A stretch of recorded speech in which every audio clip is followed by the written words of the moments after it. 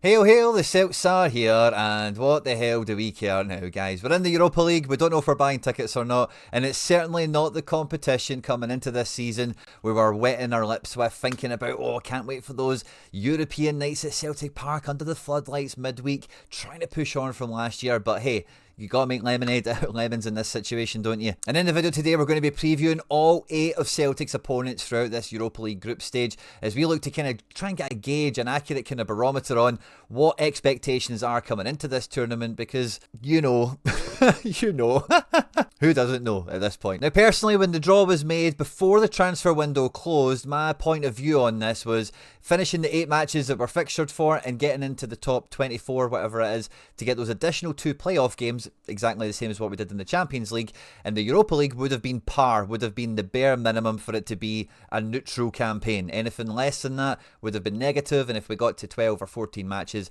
I would have considered that a very good positive. So in the video today, we'll just try and reaffirm that or revisit that. Let me know in the comment sections down below, how many points do you think Celtic are going to pick up, and your overall thoughts, feelings, tickets and all the rest of it. Europa League is the theme today, so comment section, get stuck into it. At any point in the video, if you do laugh, you learn, you cry, you like something or whatever, please do like and subscribe to the channel for more content like this, because there is a lot of home truths in this one. Maybe for our own current standing, where we see ourselves in the European landscape, and really where are the opponents that we find positioned in the food chain, and what sort of stuff have they been going up to, what sort of squads do they have at their disposal. But yeah, let's just get stuck straight into this one, because I have spent hours preparing this video, having to look at all 8 opponents, the squads, the formations, how they're likely to set up and all that good stuff. But we have to set ourselves up on the video with Celtic. How do we currently find the squad? At point of recording, Transfermarkt has the squad valued at €137.1 million. In this transfer window, we have received an income of €30.22 million, while spending €15.13 million, giving us a net profit in the summer transfer window coming into this Europa League campaign of €15.09 million, and that doesn't include Frimpong dollars or anything else like that. And the state of the squad is no two ways about it, weaker year on year over the last couple of seasons, and we don't need to go into the ins and outs of all the failings of the squad and where we could have done with some improving.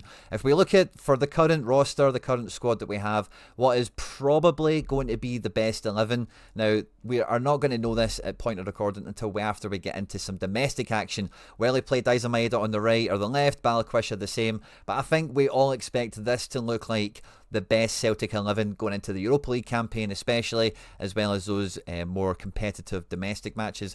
Now, I don't rule out someone like Sebastian Tuneke maybe coming in here and upsetting the apple cart a little bit, maybe giving us some competition for those starting positions. Like I've already said, from as soon as we've signed this guy, and it's funny because there's a lot of positive reports starting to come out over the last week or two, this guy looks like the best winger that Celtic have plucked out of obscurity over the last 5 seasons, better than Palma and Yang and all these other guys. Seems to have a nice blend of everything about him, and I wouldn't rule out him hitting the ground running and, I say, maybe upsetting the apple cart here. Alistair Johnston is certainly going to miss the first 3 matches of this campaign, and the extent of his injury is still a bit unclear, so we don't know if we're going to be needing Anthony Ralston for 3 games, for 4 games, or for 5, or maybe not 6, but 5 feels like the upper limit. But in any case, throughout the duration of the campaign, we hope Alistair Johnston features in more than half the matches. And we know the Celtic style of play, we know our pros and our cons. The defence has been very strong and resolute. We've tried to add goals into the team despite throwing them out the door for big bags of money. And on paper, like, do I think we've really replaced the likes of the players that we've lost? No. But looking at this as on paper, just if we're getting into a rhythm, the guys blend in together, Brendan gets a bit of a tune out of them, I would fancy this attack line to score some goals. So I actually think coming into the Europa League campaign, it doesn't look as bad, the squad on the pitch on paper, as it maybe feels, but the feelings come from when we just know too much, you know, we just know the deficiencies and the opportunities missed. I suppose it's one of those ones. But anyway, this is the Celtic squad, this is the best 11 as we find it. And our opening game of this campaign is going to be a tough one, taking on a former European champion in their own right, Red Star Belgrade, or Crvencha away. Their transfer value on Transfermarkt is €91.2 million. In this summer, they made €43.5 million, particularly down to a big money sale of a centre-back that I know a lot of fans of this channel were crying out for Celtic to go after, and they spent €17.65 million in this transfer window, giving them a net profit of €25.85 million euros. So some very active business, and I do think that is an outlier for Belgrade, and the Serbian teams in general. They don't always command such high transfer fees, but in this window they managed to sell one guy to Leipzig for 14 million, one guy to Bournemouth for 15, and then that collection of just random guys getting sold around Europe is kind of added up. But when you actually look at their squad, there is a lot of talent here. This is a team to be worried about. Number one, an opponent that has just as a well-regarded home support, home atmosphere, ferocious stadium environment as ourselves, and they have strengthened their. I really couldn't believe how good this squad is on paper. Veljkovic they've just brought in from the Bundesliga. So Young-woo has been fantastic at right back for them and has been scouted all over the place. Matias, the Brazilian goalkeeper, comes in from Braga. Rada Krunic, who's been very effective in Serie A over the last couple of years, did okay at Fenerbahce without really hitting the heights. Then you've got guys like Radoncic, who has been very effective in the French league and played in Italy to a really high level. Marko Arnautovic is in the squad as well. And then they've got a lot of other players here like Ivanic, Babika, Ndai, Duarte, who are all actually really good contributors. And this looks like a really strong squad. If we look at what is probably going to be their best 11 based on the games we've seen from them play so far, they play a 4-2-3-1 formation. Krunic might have a bit of an injury, and if that's the case, it's probably this guy Bilo that comes in, who I don't think he's not got the attacking ability, the shot, the range of passing, the playmaking ability. Rada Krunic is kind of like the McGregor kind of figure, if you were. And Radoncic, I do expect him to come in to be a starting winger, probably by the time that we play them, but so far he hasn't been a starter for them. And this is a guy that can hit the Galazzo. This is a guy that is a set piece taker. This is a guy that really will be a match winner for them. And it's maybe good that we're playing them early in the campaign, because along with him and Marko Arnautovic, they have been mainly seen from the bench. They've not really got up to speed yet, or maybe they are limited to what they can contribute at this point.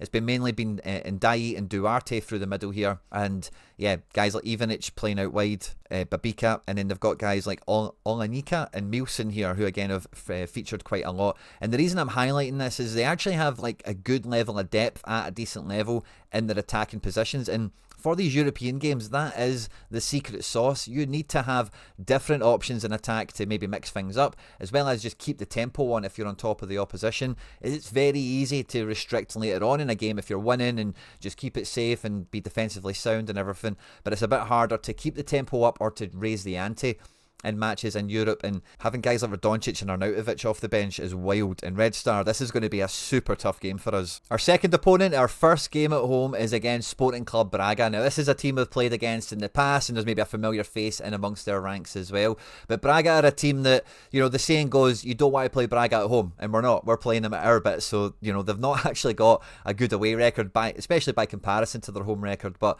a very formidable outfit. Transfermarkt has their squad valued at exactly 134 million, so it should be quite contemporary, could be quite on par with the way the Celtic team is. In this transfer window, they have made 41.9 million euros, having spent 28.57 million euros to give them a net overall profit of 13.34 million euros. So they've turned a profit. They pulled a Celtic on this, but they sold a Portuguese winger by the name of Roger Fernandes to Al Ittihad, the same team that bought Jota from us for a very similar fee, it must be said, and it really boosted their books. If you have a look at their squad, but there is a few players that might be familiar to a few of you. Of course, Lager Bielke from Celtic in the last, he went on loan into Holland. They signed him in the summer. But guys like João Moutinho, who is the most capped Portuguese player ever, I think, was a bit of a Premier League legend as well, but really rose to prominence at Porto, maybe even Sporting Lisbon as well, in fact, but Monaco was a big team for him. And then they've also got really good players in and around him as well. A Brazilian wonder kid by Mascarado, who's on loan from Paris Saint-Germain. The boy Gorby plays a lot. But they've just added in Florian Grillitsch. They've added in Dorgeles as well, who, Grillitsch coming out of the Bundesliga and Dorgeles coming out of Norddeutschland are players that have got a very good athletic profile and very good technical attributes as well. And this whole midfield engine room, they've got so many high quality options, from the veteran player who is going to be used and sporadically kind of here and there. But for me, it's the attacking line, because Fran Navarro, who they've brought in from Porto, Pau Vitor, who they've brought in from Barcelona, being accompanied by Horta, who's like he's been there for ages, and he's one of their main guys on set pieces. He's a captain. Rodrigo Zalazar, who was very close to a 20-30 million euro move to Zenit St. Petersburg back in January, who's a player I would have thought we could have maybe went after if the price was right. Obviously, it doesn't seem to be. And Simon Banza coming in from Trabzonspor was a big money move for them.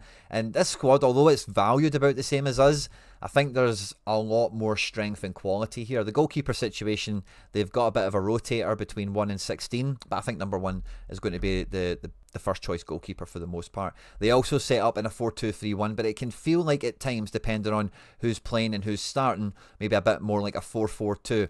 And this is about being defensively sound and counter-attacking. This is the way Braga like to play.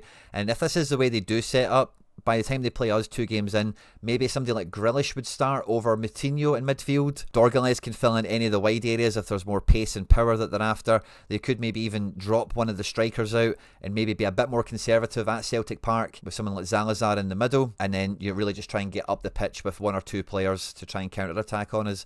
But a very good squad, and I think it benefits us that we're at home in this one, because away, again, off the back of playing Red Star away, that would just be another really hostile environment. But this is a team that, you know, I look at this defence and Lagerbielke have a point to prove and whatever, right? But we should score goals against this team. I don't really have much of a doubt, much of a question about that. The real question mark for me is, like, can we keep them out? Because they've got some high-level attackers, some very confident guys, and they've got some real X-factor. Even if someone like Grealish was to play in the number 10 position, it would, you know, they've got a lot of options, and between now and when we play them, we'll really need to be at top gear to take on this opponent. And then for our third game, we're at home again to the Austrians Sturm Graz. They have a transfer market value of 52.83 million euros, and over this transfer window, they have made exactly 6 million in transfer fees while spending 6.7 million euros in transfer fees. Celtic board goals, am I right?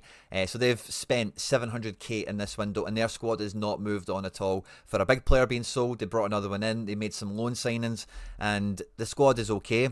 And I think when you look at the transfer values of our squad versus theirs, I think that's a pretty good gauge on really where we are and where they're at. Especially with us being at home, this is a game that I don't really think there's too many excuses for us not to win. John Goran Stankovic is very much their Callum McGregor, and around him they look to try and break out from kind of these midfield positions.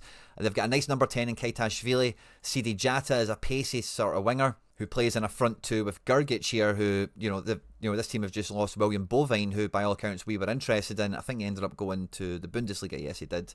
They also sold Max Johnson, but they brought in German youth international Tim Oerman to cover for him. A guy that's played at centre-back in a back 3, so he's not like a flying forward fullback. And Christensen, who has come in from previously being at Fiorentina. This is a nice little team, right? But this isn't... They're probably better than Kairat, right? So I should probably say that, right? But this is a team that, especially at Celtic Park, I don't think they've got more than 1 goal in them. If they were to score more than 1, I would be quite surprised. And this is a team where the defence, I don't think it's impenetrable, but I think they will be quite happy to be quite smart defensively.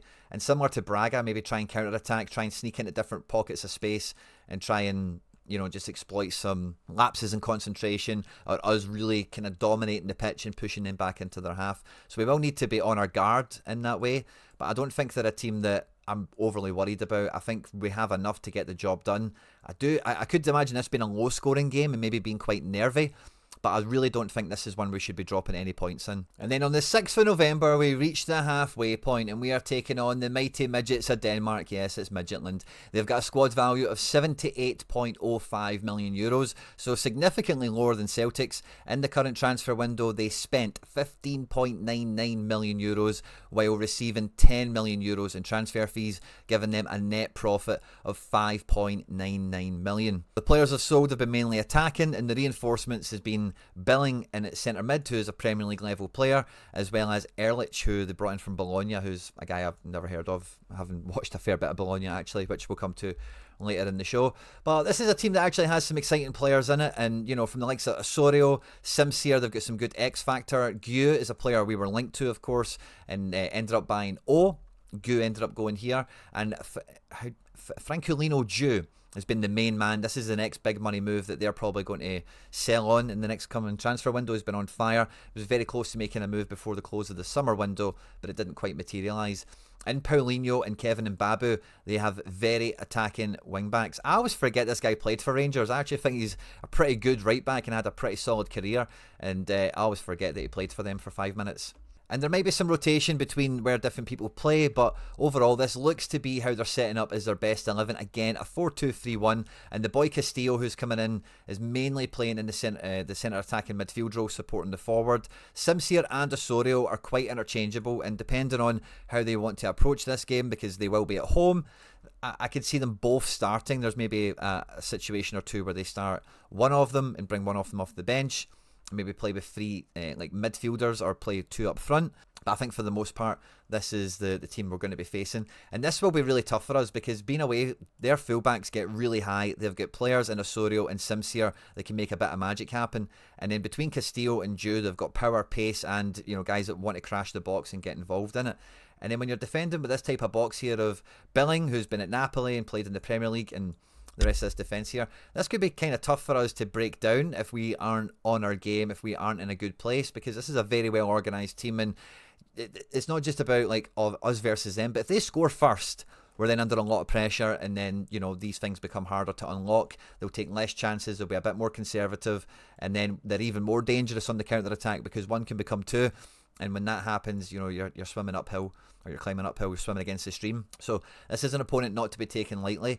The goalkeeper is probably one of the positions where I think, this is a centre back pairing. This is a goalkeeper that's similar to Sturm Graz. We really should be giving problems to. And with how attacking their fullbacks are, it will be a very interesting contest, our wingers versus their fullbacks. I think this game's going to be decided by the fine margins, and I think between Simsier and Osorio, let's see how our boys do between now and this fixture, right? But as things stand right now, I think they have a little bit more X factor at their disposal than us. Maybe a bit more proven form, quality, and attack as well. And I'm not terribly optimistic. I'm certainly not pessimistic about the game, but I don't think away to Midtjylland is a gimme. Now we hope Alistair Johnson's back for the Midtjylland game. That's kind of when he's been out for around 3 months. At the end of November we play Feyenoord, whose squad value on Transfermarkt is €210.7 million. In this current transfer window they have made €94.63 million and they spent €56.43 million, giving them a transfer balance, a profit of €38.18 million. And you can really see quality still in their team. Sam Steen, Watanabe, really big improvements into their team after selling key players like Kalichi Hartman, David Hanko, Igor Paixão, and even Calvin Stengs, who again we were linked to in this window. And it might not be too obvious where the quality is in this team, and if you look at their recent form, they do have a good bit of injury in midfield. So if you were to look at their midfield at the moment, you'll see guys like Valente playing quite a lot. You'll see now this guy is called Hwang in Bomb, right? But I just call him Hwang in the Bum. You can call him whatever you want as well.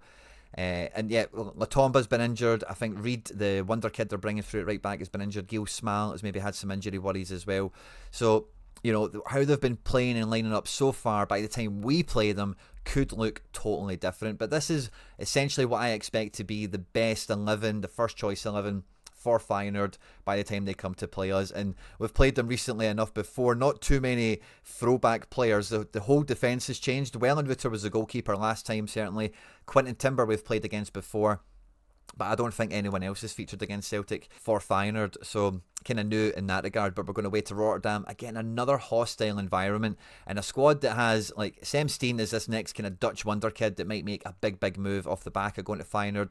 Ayase Ueda is a player I'm very familiar with from Japan. I've followed this guy's career ever since he broke in to the Antlers team, very similar time to Hitate and all these guys breaking through. And this is like a Kyogo Mark II guy. This is a high energy press maniac, clinical finisher that will give Scales and Carter Vickers a real handful, a real run for their money. And this Leo Sawyer might be a name that's familiar to subscribers on the channel because we covered him in the scouting series. Feyenoord spent a few quid on this guy, and then they've been loaning him out to the lower teams in Holland, and it looks like they've decided to keep him and integrate him into the first team because he's been playing every game week so far. Still a young guy, still cutting his teeth, still learning his trade and all that good stuff, but this is a guy with techers, and adding into him the likes of Haj Musa, Moder, Borges, Slory, and even Kyle Larin to come off the bench as another attacker, as well as Kasper Tengsted. Feyenoord have got a lot of attacking weapons, very defensively sound as well. Jordan Boss, the Australian, has really hit the ground running in a big way for Feyenoord as well. And again, being away from home, this is actually not a game I'm optimistic about whatsoever. This is a game that I think if we get out of this with anything other than a loss, it would be a positive game.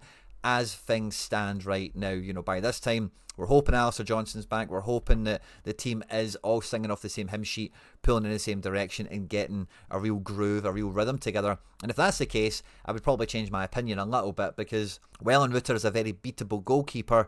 And although we'll have our hands full in defence, I think they'll have their hands full in defence as well. And if we can really turn up, this is not a game to be worried about, but for our current position at point of recording, it's one that you look at and think, yeah, that's going to be tough.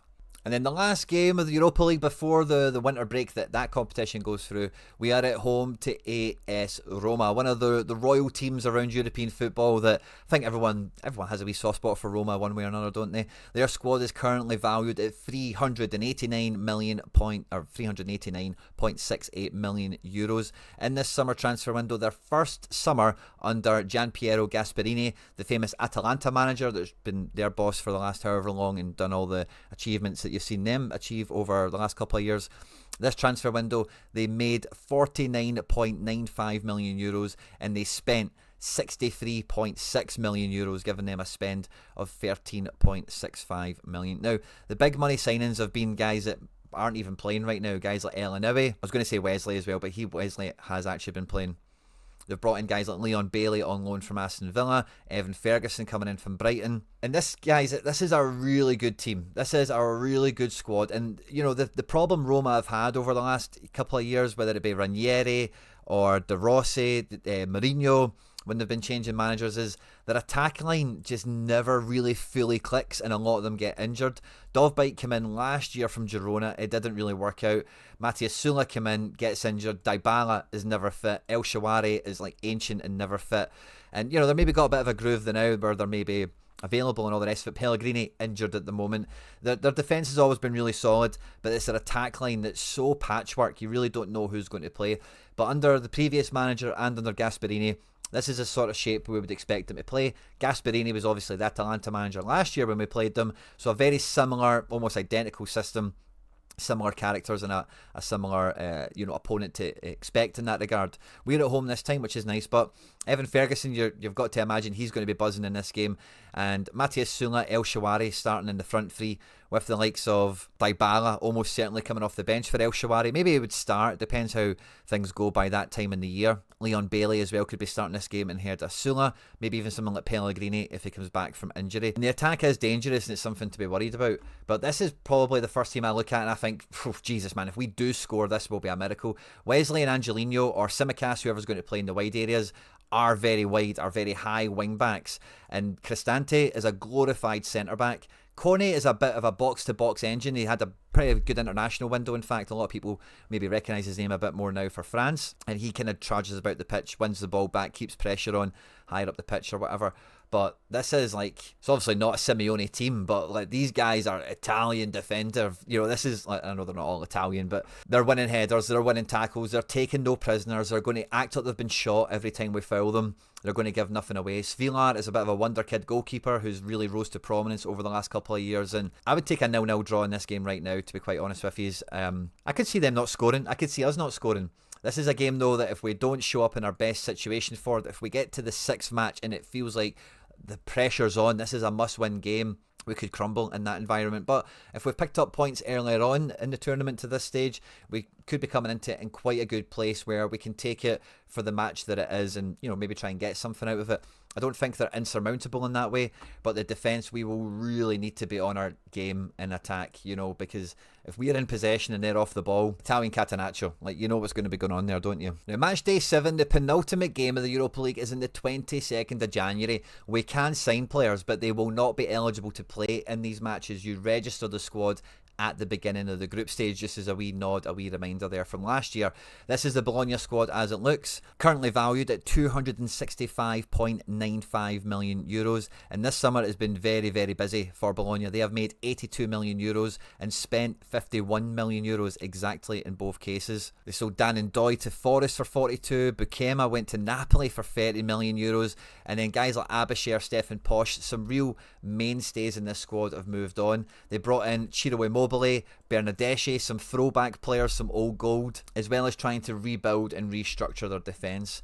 And this, like, I've watched, believe it or not, I've watched a lot of Bologna over the last, I didn't watch a lot of them last year, but certainly the 2 seasons before that when they had Thiago Motta as their manager, and they were a lot of fun to watch. A lot of those players have moved on now. Ferguson's still there, Lucime, Skorupski, Orsolini, or Orsolando as they like to call him, Remo Freuler. There's still a few guys that are still there, but a lot of the team has changed.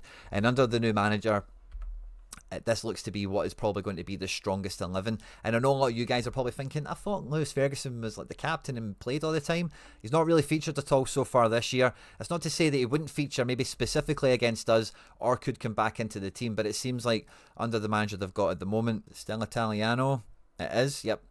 There's not been any room in the team so far for Ferguson. Moro is much more of a hatchet defensive midfielder. Freuler is kind of in that Ferguson kind of mould.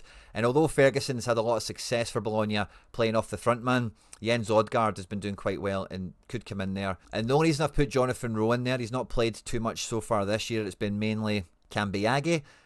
He was a big money signing of the window, and I think once he's integrated he will be playing. De Silvestri has played quite a lot, but the 37-year-old captain right back I don't think is going to be playing the bigger matches. And this is a weird one, right? Because away to Bologna, like I've seen Bologna at home on the TV often enough. This is like, the fans are really passionate. It's a quirky little old stadium, and at home, under the floodlights, they do very well. You know, they show up in numbers. I've seen them have some fantastic results against some really big teams, and this is not a gimme. Now, it's maybe one of the weakest squads we're looking at, to be honest with you, in terms of, like, Skorupski is a Arthur Boric throwback. I would love this guy to be a Celtic goalkeeper, but he's old and he's on a decent enough contract, so it's quite unlikely at Bologna. They won the cup recently. He's a bit of a legend there. He is a Boric kind of goalkeeper. He could keep us out if we had 45 shots on goal or whatever, but I do think this is a defence we could get at. This is a team that we could get some joy out of, but because we're away from home, it'll need to be against the run of play. They'll need to be against the ball, and they're probably going to be smashing the door, really trying to ask big questions of us, whether it be these guys in attack, whether they do start someone like Bernardeschi. Immobile is injured. By the time we are playing them, there's a really good chance he could be fit. We've played against Immobile before when he was at Lazio. He didn't have a great time of it. He might have scored once, but he didn't rinse us or anything like that. And obviously, like we mentioned, Ferguson could play. Maybe Odegaard could play wide. So they've got a few options without having anything too many. And although their squad value is basically double ours, I don't think it's completely justified. Like, I wouldn't say this squad is worth twice as much as Celtic's. But again, this is the second last match of the group stage, guys. I don't know if you've been tallying up how many points you think we're going to get by this point. This is nail-biting stuff. And our final Europa League game on the 29th of January. This might be do or die. We're at home to Utrecht. Their squad is valued at €66.95 million. In this summer window, they have made £250,000 in transfer fees, so they've not really sold anyone, and they have spent €6.5 million, not too far off what we've spent in this window, you might argue, giving them a net spend of €6.3 million. Not many clubs in this group phase that we've kind of had so far have spent money, have they? They spent to make Rodriguez a permanent signing from Celta Vigo. Again, this is a player that you might be familiar with on the channel because we previewed him as being a kind of Jota type player that emerged out of a loan out of nowhere and really rose to prominence.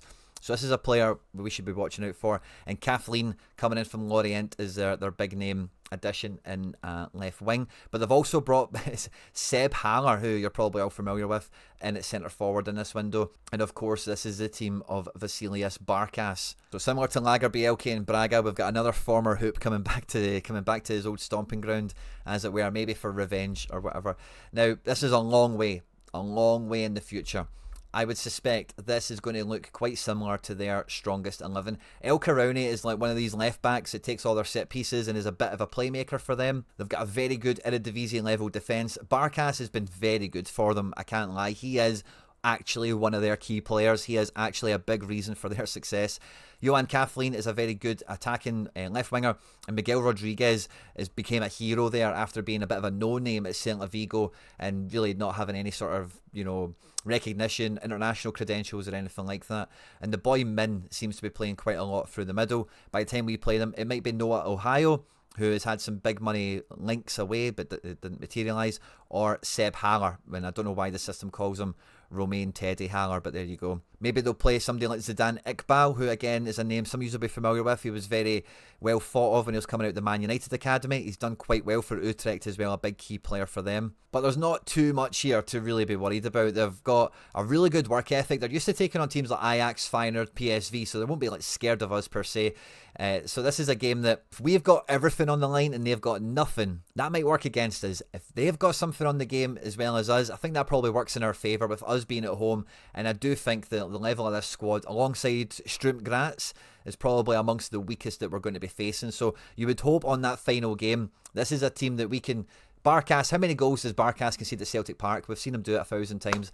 Let's hope he can do it again. But this is a game where 3 points, I think, is expected. And if we, really regardless of the situation, if we don't get it, it is like egg on face situation. Now, this is a Europa League table from last year. Now, as you can see, 14 points for them got them into the top 8. 14 points over 8 matches. That's 4 wins, 2 draws and 2 losses. And if you look right on the bubble here, to get into the playoff round, 10 points is what is required. And this, look at this, even the boys on 11, this was a nail biter right at the end. Guys like Hoffenheim and Besiktas missing out on qualification at this point. Fenerbahce, Twente just sneaking through. And I think 10 points is kind of like crossing your fingers.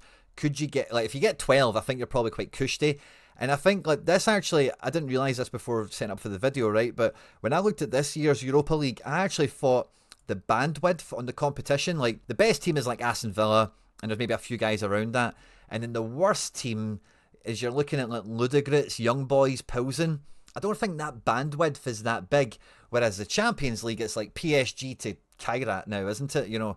So I think the Europa League is hyper competitive. I think the table is going to be so tight, and it will be every point is a prisoner.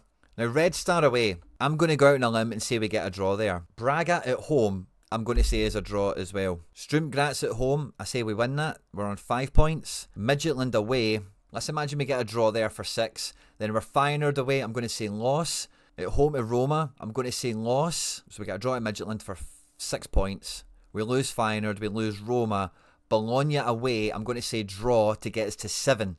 Yeah, so I think 10 points if we beat Utrecht. So I think, assuming Roma at home, I think 10 points, 11, and I think I'm being quite rosy about this. I think I'm being a little bit generous here. I think 10 points is optimistic where we kind of get to.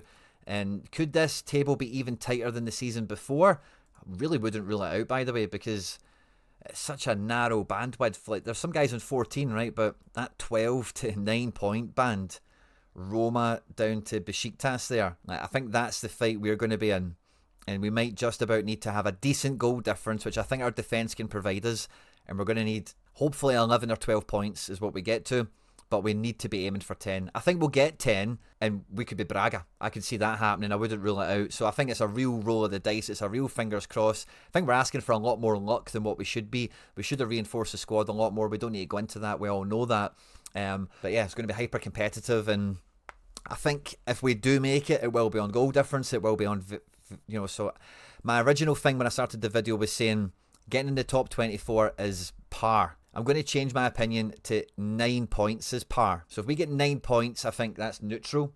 Less than 8 points is negative. And if we get more than 9 points, I will see the campaign as a positive. And then where that leads us thereafter, time will tell. Let me know your thoughts and feelings in the comment section down below, on screen, and now some other stuff that I've made that YouTube thinks you might enjoy. If you haven't done so already, please do hit the like and subscribe button for more content like this. And let me know, Europa League, how many points do you think we're going to get? Where will we finish in the table? Will it be enough? Does anyone care? Is anyone going to the games anyway? Who knows? Hail, hail, Monday Hoops.